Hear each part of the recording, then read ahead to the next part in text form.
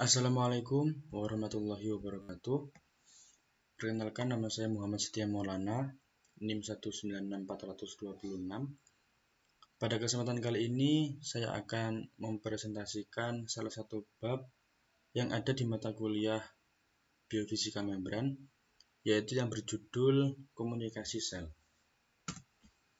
Komunikasi sel merupakan suatu mekanisme di mana satu sel dapat mempengaruhi sifat sel lainnya yang juga terjadi pada organisme uniseluler sebelum munculnya organisme multiseluler. Dapat dikatakan juga bagian sebuah sistem komunikasi yang sangat kompleks pada tingkat seluler yang mengatur aktivitas dan koordinasi antar sel.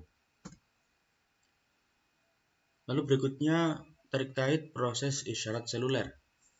Yang pertama, transduksi, menimbulkan perubahan konfrontasi pada pencerap yang menyebabkan interaksi antara pencerap dengan molekul intraseluler. Transduksi juga dapat menyebabkan perubahan konformasi atau struktural pada protein seluler lainnya, misalnya aktivasi enzim. Lalu yang berikutnya, pencerap. Mirip dengan mekanisme reaksi kimiawi antara enzim dengan substrat yang membentuk kompleks enzim substrat, seperti analogi kunci dan gembok. Molekul ligan yang biasanya bersifat hidrofilik hanya dikenali oleh satu pencerap protein yang terikat dengan membran sel. Lalu berikutnya, respon, yaitu berupa aktivitas seluler sebagai katalisis enzim atau penyusunan kembali sitoskeleton atau aktivitas gen yang bersifat spesifik.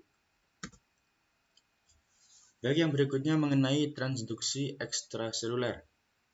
Sinyal komunikasi ekstraseluler umumnya meliputi 6 tahapan. Yang pertama, sintesis. Yang kedua, pelepasan molekul isyarat. Yang ketiga, transport isyarat menuju sel target. Yang keempat, deteksi molekul isyarat oleh protein pencerap khusus. Yang kelima, perubahan pada metabolisme, fungsi dan perkembangan seluler.